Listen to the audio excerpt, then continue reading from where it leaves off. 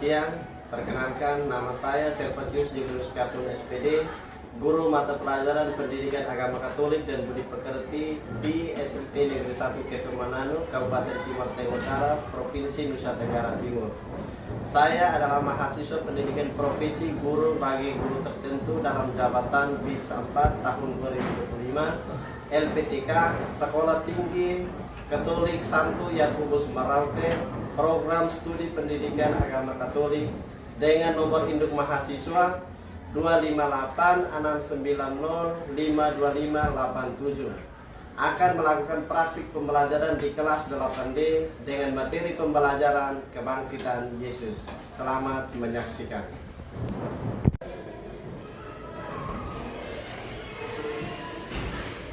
Siap.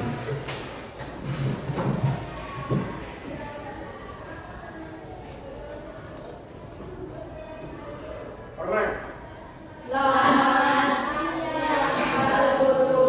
Selamat siang semua, silahkan duduk. Sehat. Semua semangat belajar? Oke, baik. Hari ini kita akan belajar agama Katolik tentang kebangkitan Yesus Kristus. Tapi sebelum kita mulai pelajaran, Pak akan absen ya? Tolong jawab jujur, yang sakit-sakit izin alfa tak alfa ya? Baik.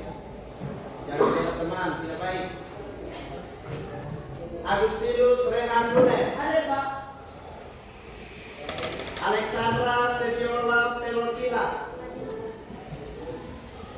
Andreas Kirembra Eli Manabe. Ada, Pak.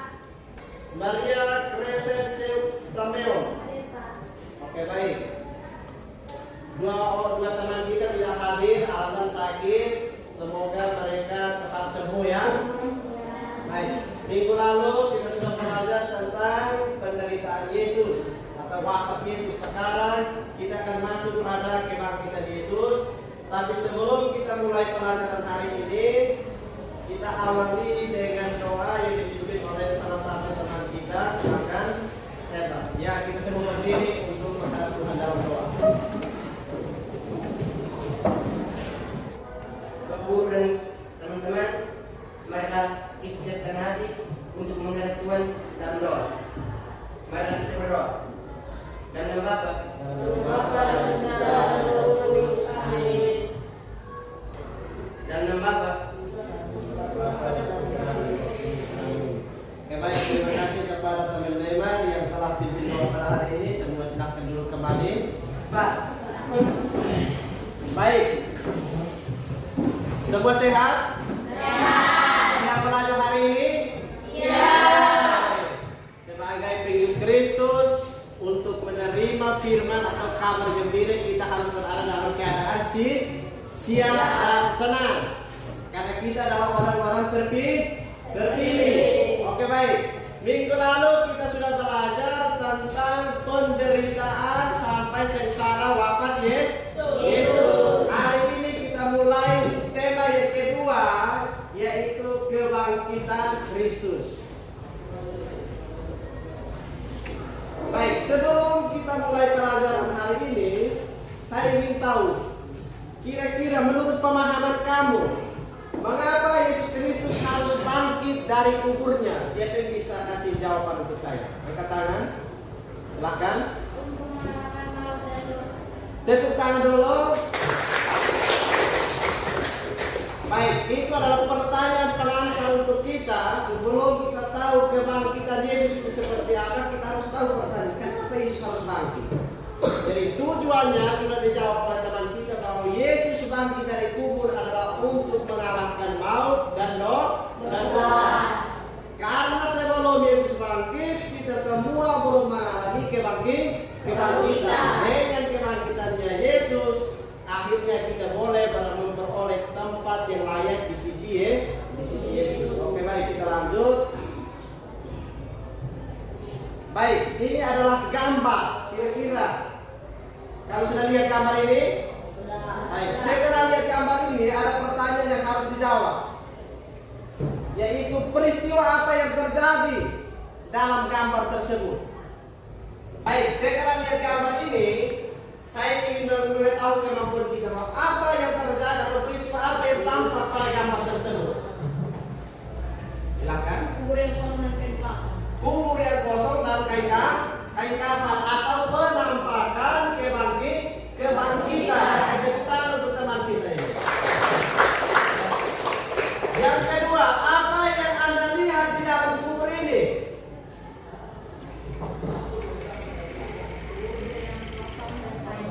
Kubur yang kosong dan kain kafan. Tepuk tangan dulu. Yang berikut, apa bukti tentang kebangkitan Yesus? Kuburan yang terlihat kosong dan penampakan Yesus. Kuburan yang kosong, bukti yang tercatat di sini adalah kuburan Yesus yang kosong dan bukti penampakan. Oke, baik, tepuk tangan untuk teman-teman. Baik. Dengan demikian, kebangkitan Yesus merupakan salah satu puncak dari iman Katolik. Ingat itu baik-baik. Puncak dari iman Katolik adalah kebangkitan Yesus. Seandainya Yesus wafat dan tidak bangkit, maka runtuhlah iman Katolik. Betul tidak? Karena Yesus sendiri berpesan kepada kita atau dalam ajarannya kepada para rasul waktu itu dia berpesan bahwa dia akan merobohkan bait Allah dan akan membangun kembali dalam tempat 3 hari. Dan semua ahli-ahli Taurat dan orang-orang Farisi pada waktu itu tidak percaya. Mereka mengatakan bahwa tidak mungkin. Masa sekali bangun saja butuh 30 ayat 46 tahun untuk bangun di gedung. Masa kau robohkan dan hanya bangun dalam 3 hari?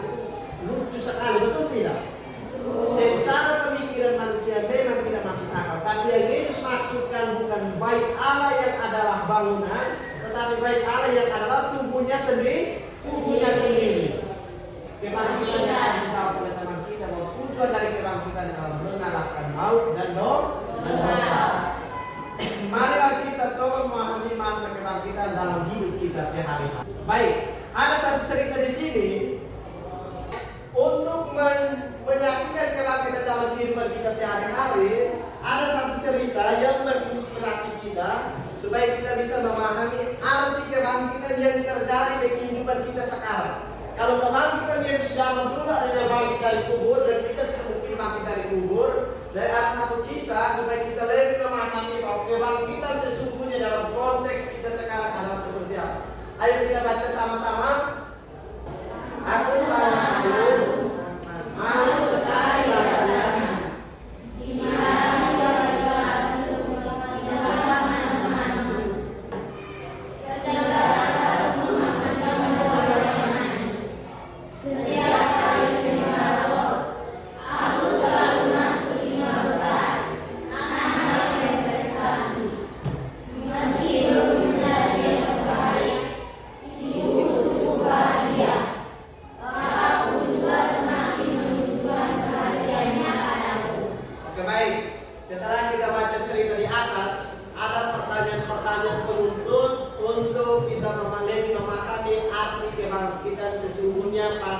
Konteks kita yang sekarang ini. Kira-kira menurut kamu setelah dengar atau baca cerita di atas, tentang apa cerita itu? Menurut pemahaman kamu, tentang apa cerita itu? Ya, silakan.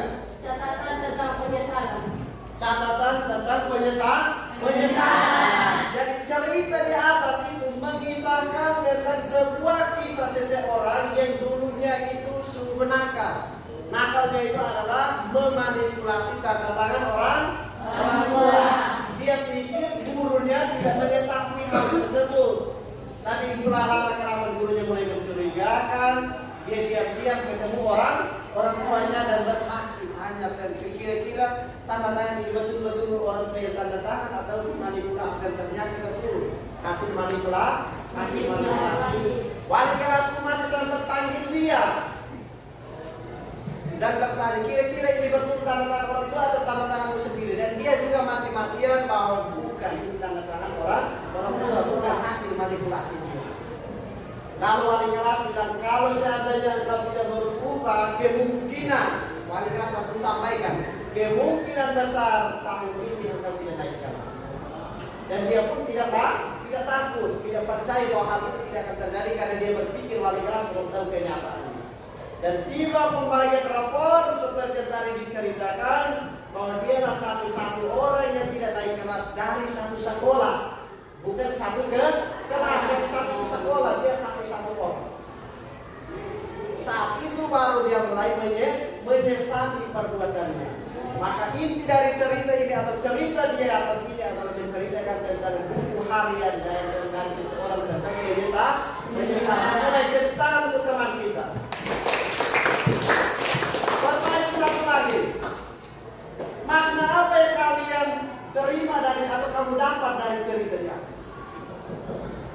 Lihat teman di belakang. Belajar dari pengalaman. Tepuk tangan dulu. Kenapa harus belajar dari pengalaman? Karena dari kisah tadi bahwa setelah dia mengalami keruntuhan itu adalah diasingkan di rumah, di sekolah karena dia satu-satu orang yang tidak naik kelas. Sampai ibunya saja mau bicara dengan dia yang hanya seperlu saja. Coba kamu bayangkan. Di rumah, kamu papa, mama, kakak, adik, karena kau buat salah dan kau tidak mau bertobat, semua mau menikah hanya penting saja. Misalkan mungkin jamaah kau bilang mari makan, atau sudah yang penting salah hal-hal yang lain yang lain tidak ada cerita. Kira-kira kau merasa terasing tidak? Menyesal tidak? Saat itu dia menyesal dan dia berjanji dalam diri sendiri mulai bertobat.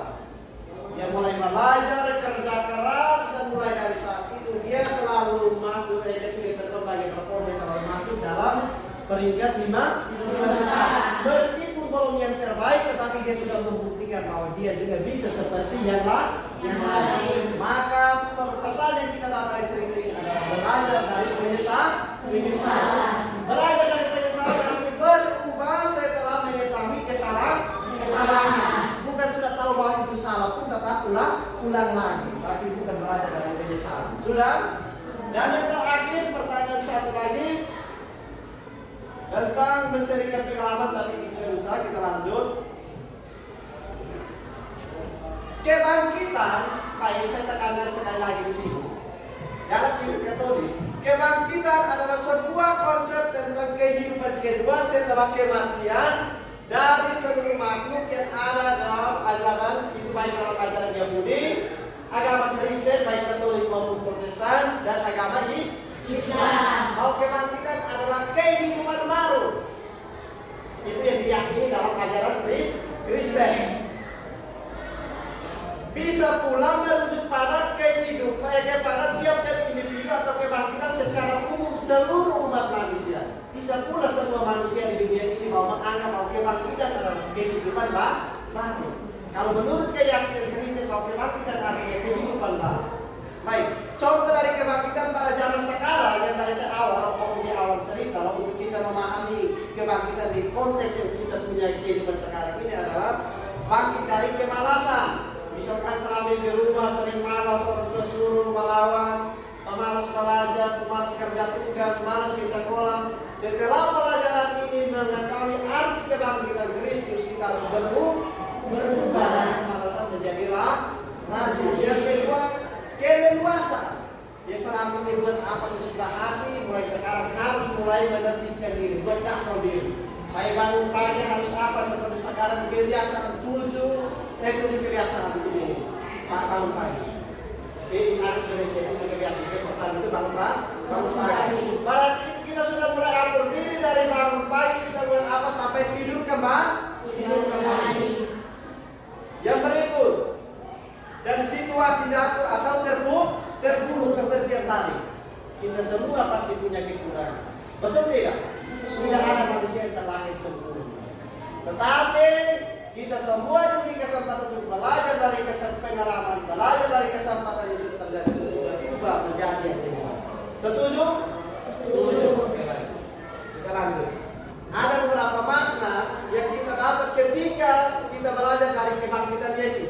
Yang pertama, kebangkitan Yesus merupakan pembenaran dari Allah terhadap sabda dan karyanya, pembenaran terhadap perjuangan hidup Kristus. Jadi, kebangkitan Yesus untuk menjawab janji Allah. Kalau Yesus sudah pernah berjanji, Kalau dia akan mengutus putranya untuk menebus dosa kita. Dosa kita ditebus sesudah Yesus mati. Seandainya Yesus wafat dan tidak bangkit kembali, dosa tetap tidak ditebus karena Yesus tidak mampu mengalahkan maut. Maka tadi di awal dikatakan bahwa kebangkitan Yesus merupakan puncak dari iman Katolik. Yang kedua, itu yang pertama, ada dua manfaat. Manfaat yang kedua, kebangkitan Yesus adalah permulaan dari cara kehidupan baru dan suatu kehidupan yang lebih baik. Jadi kebangkitan Yesus adalah cara kehidupan baru dan sesuatu hidup yang lebih baik. Artinya kalau kita sudah bersedia memberi diri untuk dibaptis untuk menjadi pengikut Kristus, kita harus membakar diri. Hidup harus lebih baik. Kalau yang selama ini mampu masih pusing kita di rumah, saya dapat pelajaran hari ini mulai pulang, mulai berubah. Setelah kita tahu makna atau pesan-pesan atau makna dari kebangkitan Yesus, di situ kita akan buat kelompok, kita diskusi untuk lebih memperdalami makna-makna kebangkitan Yesus. Bagian A, pertanyaan untuk kelompok 1 bagian A. Pertanyaan untuk kelompok 2 bagian B. Kelompok 3 bagian C. Saya beri kesempatan 10 menit untuk diskusi.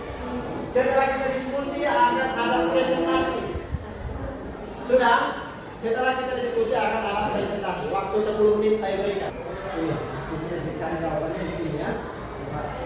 Silakan pada kelompok tulis jawaban. Nanti saya tulis surat di situ. Silakan kerjasama, tuliskan kerja sendiri, bagi-bagi di kelompok.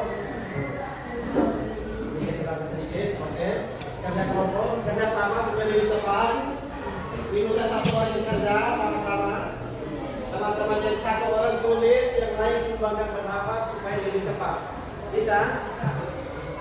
Oke. Baik, kerjasama ya, cari jawaban.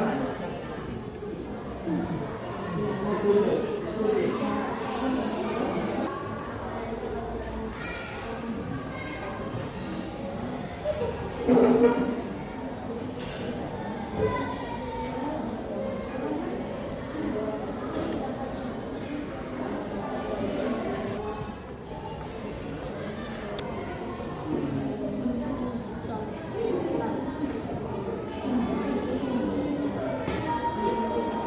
Baik, kita yang lain fokus ya teman-teman kalau bersama presentasi.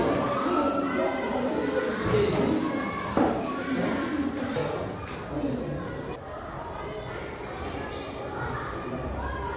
Bapak Ibu, kesaksian berlebihan malam.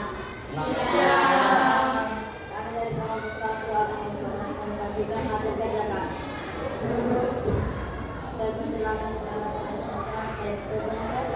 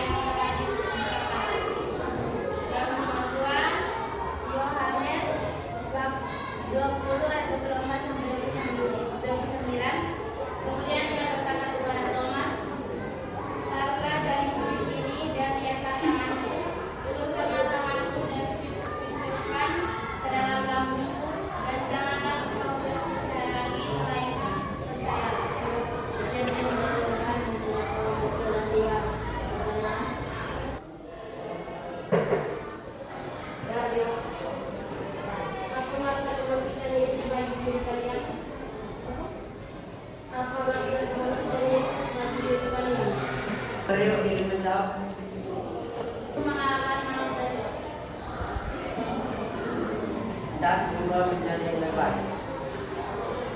Apakah menjadi mengabulkan? Terima kasih.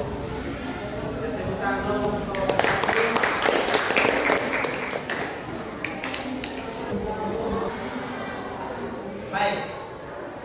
Bukti kebangkitan Yesus ada di dalam di sini sudah ada. Hanya kita harus baca dan kita teliti baru bisa menemukan. Di situ dia siapkan dua teks yang menunjukkan bukti-bukti kebangkitan Yesus. Dalam kitab suci tidak mengatakan bahwa Yesus bangkit, tetapi di kitab suci hanya bisa menjelaskan kepada kita bukti-bukti yang meyakinkan kita bahwa Yesus itu sungguh bangkit. Bahwa bukti-bukti tentang kebangkitan Yesus dapat kita ketahui melalui berbagai kesaksian dari para murid Yesus, antara lain batu penutup makam Yesus sudah terguling dan makam Yesus sudah kosong. Itu cerita kitab suci yang menjelaskan atau memberikan bukti bahwa Yesus sungguh bangkit. Karena ketika para rasul pergi ke kubur Yesus sudah kosong dan batu penutupnya sudah tidak ada. Yang kedua, pernyataan malaikat yang mengatakan bahwa Yesus sudah bangkit dan mendahului para muridnya ke Galilea. Injil Markus sudah ada. Yang berikut, Yesus menampakkan diri di jalan Emmaus. Jalan Emmaus, para rasul berkumpul mau pergi ke kubur Yesus, itu dikatakan Emmaus. Nah, dalam perjalanan itu mereka menemukan Yesus. Jadi itu salah satu bukti yang menunjukkan bahwa Yesus sungguh bangkit. Yang berikut,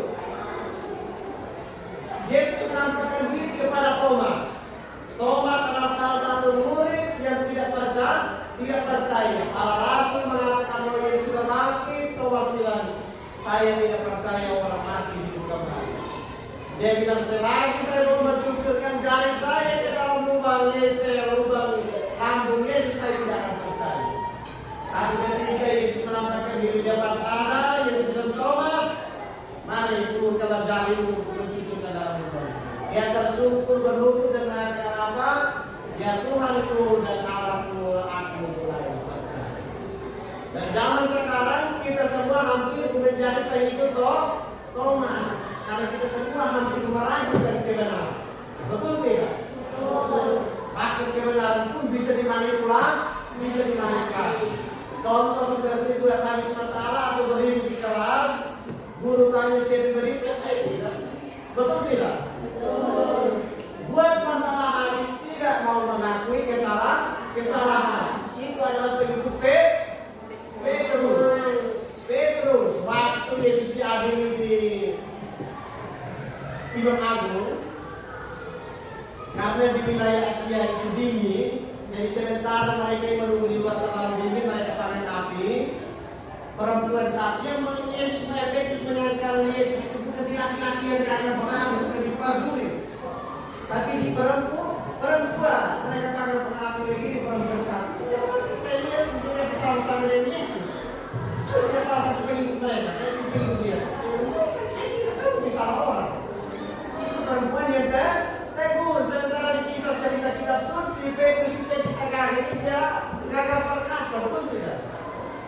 Yang kita kenal Petrus di cerita-cerita kitab suci, bajingan Petrus. Dan sebelum para rasul yang bajingan Petrus. Tapi dia malah menangkal Yesus di hadapan perempuan. Bukan laki-laki yang bukan di prajurit di sekitar pegang bukan lewat. Ini perempuan di sekitar pakai api, kalau dia bilang itu juga salah satu dan itu pasti salah orang. Sudah tahu? Baik, kita lanjut. Kematian Yesus, dengar. Kematian Yesus di kayu salib baik kebanyakan orang Yahudi adalah kegagalan misi. Apalagi salibnya ditulis Imri. Imri itu sesungguhnya adalah penghinaan orang Israel atau orang Yahudi kepada Yesus yang mengakui dirinya sebagai Tuhan, sebagai Allah. Tetapi mereka tidak paham terjemahan Imri itu sebenarnya seperti apa. Baik, kita lanjut. Seluruh karyanya seolah-olah musnah seiring dengan kematiannya. Namun dengan kebangkitannya Yesus mengembalikan semua pendapat mereka. Ketika Yesus bangkit, semua itu menjadi terdiam. Bahkan para prajurit saja, orang Yahudi itu bayar supaya atau ahli Taurat dan ahli Farisi, bayar para penjaga kubur Yesus itu supaya bersaksi bahwa ketika mereka tidur terlelap, para rasul palsu Yesus akan mencuri ambil Yesus. Itu dimanipulasi.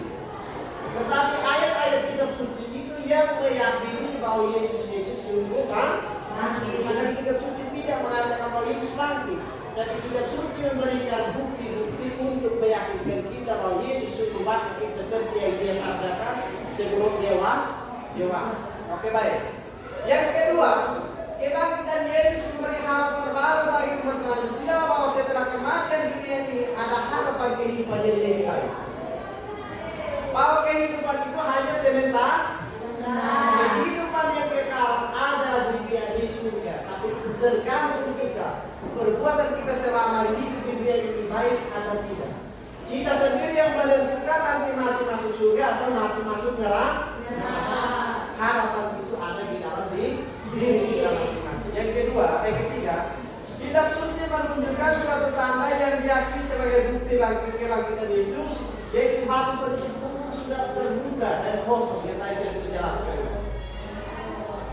Makna dari kebangkitan Yesus ada dua makna di sini, yaitu kebangkitan Yesus merupakan pemenuhan janji keselamatan yang tadi saya sudah jelaskan. Kalau seandainya Yesus tidak bangkit kembali, maka maut tetap menang. Maut Adam kalah dengan maut. Manusia pertama yang jatuh ke dalam dosa adalah Adam, dan manusia pertama yang mengalahkan maut adalah Yesus.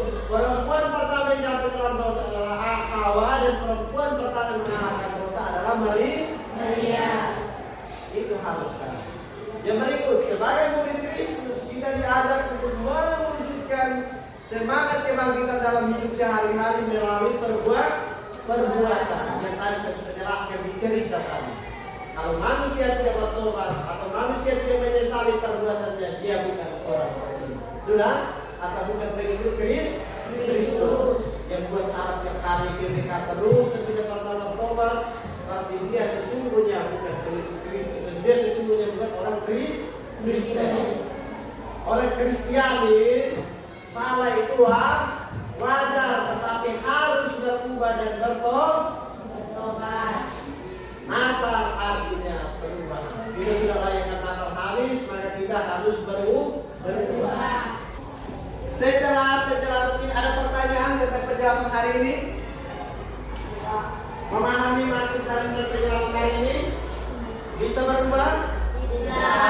Kita harus menghayati pengajaran atau iman dari Yesus Kristus.